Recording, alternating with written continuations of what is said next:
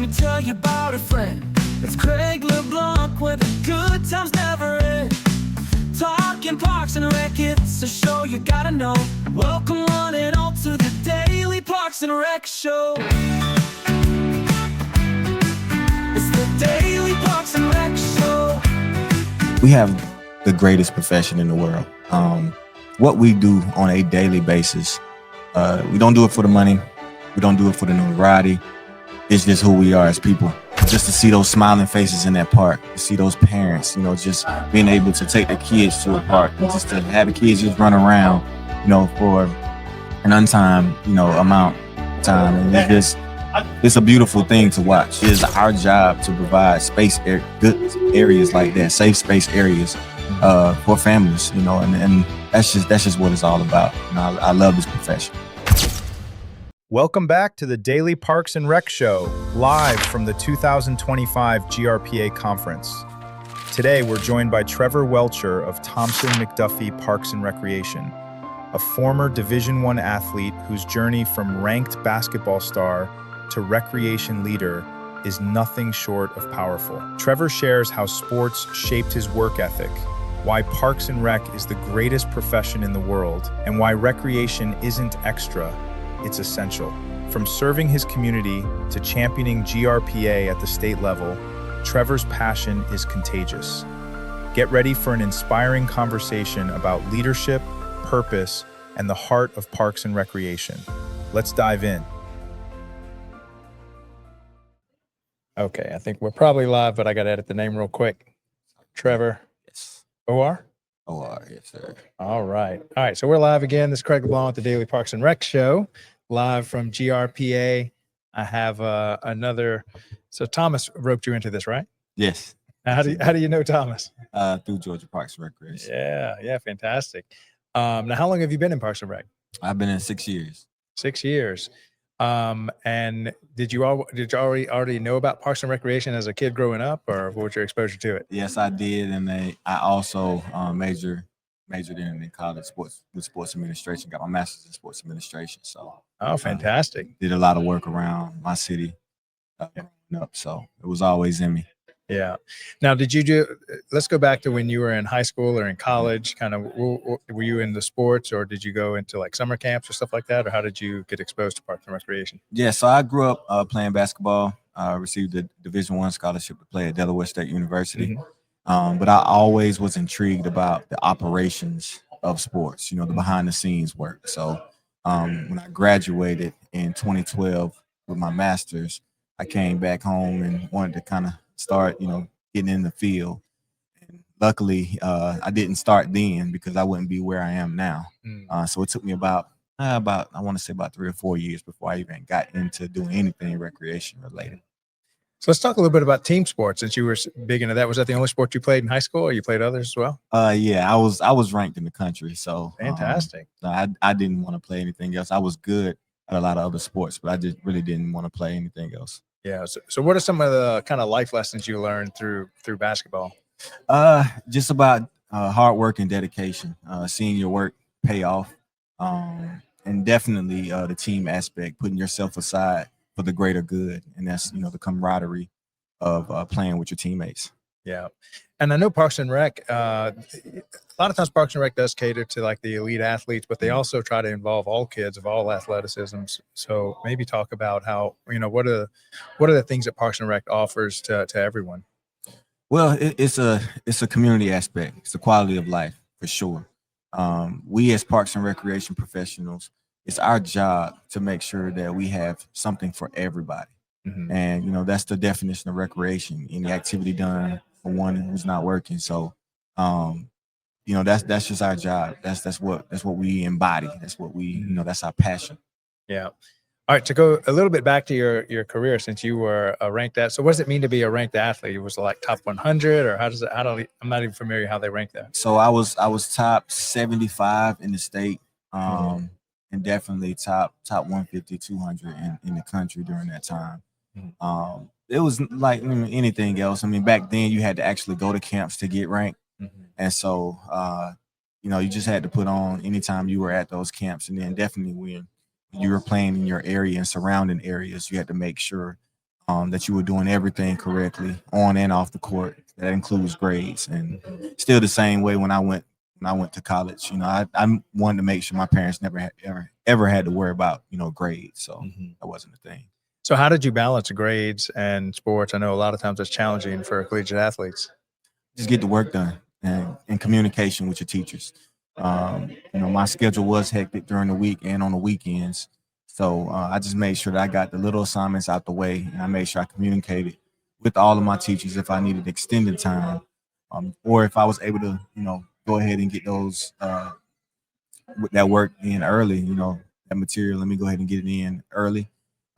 It's just mainly just communication. Yeah. Yeah. All right. So we made a video about why Parks and Rec should be considered as a career path. And this is kind of made for the industry. So it's on our YouTube channel. If anybody needs it, it's not like copyrighted or anything, but I wanted to play this and then get your take. Maybe think about if you were sitting in front of a group of college kids or high school kids that don't know what they want to do with the rest of their life. Okay. So we'll play that and then we'll come right back and get your take. All right. Every career is a choice, but few careers let you touch lives. Not once in a while, but every single day.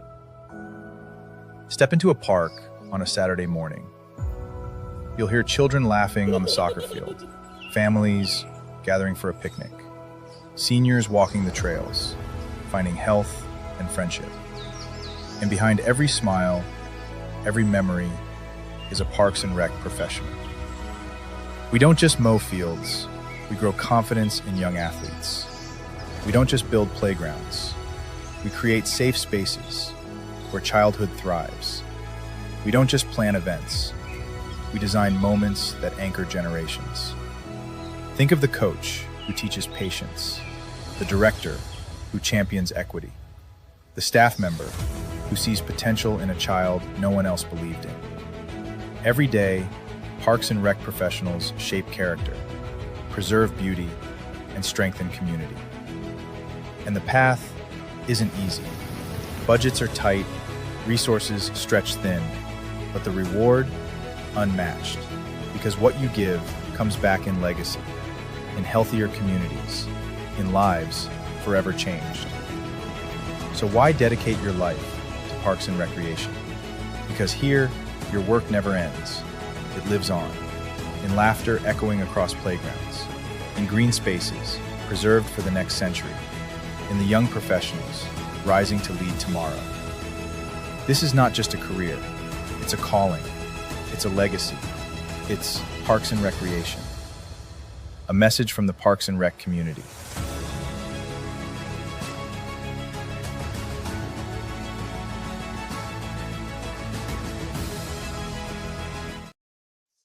All right. So what'd you think about the video? And then what's your testimony to kind of young kids? I love the video. It embodied everything that we do on a daily basis. And I'm gonna do something a little different. I'm gonna take my shades off. This is no shade to any other profession, but we have the greatest profession in the world. What we do on a daily basis, we don't do it for the money. We don't do it for the notoriety. It's just who we are as people. And, just to see those smiling faces in that park, to see those parents, just being able to take their kids to a park and just to have the kids just run around, for an untimed, amount of time. And it's a beautiful thing to watch. And, it is our job to provide good areas like that, safe space areas for families, and that's just what it's all about. I love this profession. Fantastic. Great message. So how often have you come to the GRPA, or how many times have you come this year? I go every year. I'm pretty involved in everything with GRPA. I go to a lot of BOT meetings, Board of Trustees meetings. I served as the District 1 Commissioner for 3.5 years. So that's a lot of meetings there. And then also, anytime we have conference, I make sure I'm there. And I definitely have support. County commissioners and county manager. They love the growth that they see, the professional development. And so I always make sure I bring something back, because at the end of the day, it's about making your area where you're from and where you work better. Yeah. And so I always make sure I bring something back from any of my work trips. Yeah. And so what city are you with in Georgia? Thomson-McDuffie. So tell us a little bit about, kind of what goes on at Thomas-McDuffie. Maybe tell us some of the programs or even special events that y'all offer. Yes. So we offer your generic sports. In the fall, we have football, ball soccer, and cheer. In the winter, we have basketball. In the spring, we have spring soccer and baseball, softball, t-ball. In the summer, we do adult softball and adult basketball. So we're pretty busy. And then, we have an annual breast cancer walk every year. And for Halloween, we do trick or treating. We'll do some other things, in the earlier part of the year that we're trying to add. Now, we have another video that we made on why Parks and Rec should be considered an essential service. Remember in COVID, where a lot of the Parks and Rec departments found themselves on the chopping block, just getting a lot of funding cut. So we'll play this and kind of get your feedback on why Parks and Rec is an actual essential service for the communities. When we talk about essential services, what comes to mind? Police, firefighters, healthcare. But there's another essential service, often overlooked, yet always present. Parks and recreation. Parks and Rec is health. It's the walking trail that lowers blood pressure, the recreation center where seniors fight isolation, the swim lessons that prevent tragedy before it happens. This isn't a luxury, it's a lifeline. Parks and Rec is safety, a playground instead of a street corner, a basketball court instead of trouble, a summer camp where every child belongs. It's not just about activity, it's about protection, prevention, and possibility. Parks and Rec is community, the festival that brings neighbors together, the cultural event that teaches respect and diversity, the open space where a city breathes. It builds bridges where division once stood. It gives people a reason to gather, to connect, to care. And Parks and Rec is economics. It strengthens property values. It drives tourism through events and trails. It saves on healthcare costs. Every dollar invested multiplies, feeding back into schools, into safety, into growth. Essential service is not just about survival, it's about thriving. And Parks and Recreation is where thriving begins. In wellness, in equity, in culture, and in joy. Parks and Rec isn't extra, it's essential. For our health, for our safety, for our communities, for our future. A message from the Parks and Recreation community. All right. So what'd you take on that? I loved it. And, I touched on it earlier, but I'll take a second or two just to kind of talk about it. Any activity done for enjoyment when one is not working. I'm going to say that again. Any activity done for enjoyment when one is not working. It's the definition of recreation. We're here to provide a service for the people. Simple. When you understand that, you understand what we do for a living. We're the calm before the storm, with the fire erupting in the volcano. We are everything you see in the ocean that makes those still waters. That's who we are. We have to be everything for a lot of people. We have to be lawyers, unscripted lawyers. Yeah. But we have to be, your caretakers. We have to be coaches. We have to be trainers. We have to be everything for a lot of people, and that's just the job. And so I love being in this profession.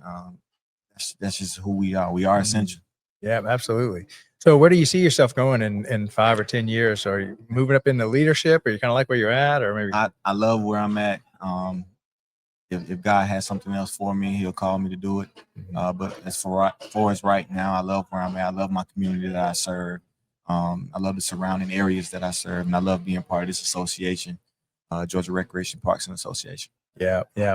Now, let's talk about kind of the GRPA is volunteer driven. So maybe what encouragement can you give for people to volunteer and get involved, and what it's meant to you to be involved in GRPA? Don't just stop at the local level. Show your local officials, city council, commissioners, that you can do this on the state level as well, and if possible, the national level. volunteerism doesn't stop or start at any particular level. If it's in you, it's in you. So when called, because you will be called, Yeah. just serve to the best of your abilities and do it with your heart. Yeah. What are some of the skill sets that you've had to pick up? You know, I know a lot of times the biggest benefit of volunteering is you pick up some soft skills that you might not have at your normal day to day.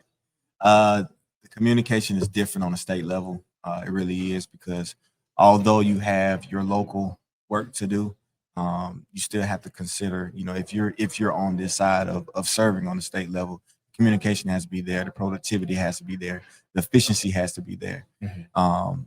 And that's just, you know, prioritizing your time, be very task oriented, you know, just listening to understand, not to respond. Yeah. I know you've kind of maybe covered this topic a little bit. I want to give you another chance as to, you know, what is your why? What keeps you, I guess, what's compelling about this industry to you? Well, that's actually an easy question. My life motto, and you'll find this on all my social media handles, Trev says things. Yeah. But it's always we, never me. And that pretty much is moving in a positive direction and growing, you know, personally, but always bringing somebody else along the way.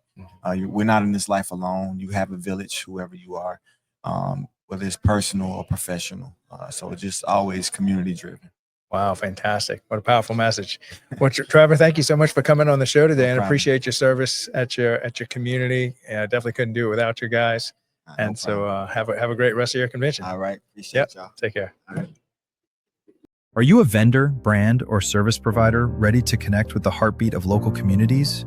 At DPRS Media Co., we tell the stories shaping parks and recreation across America.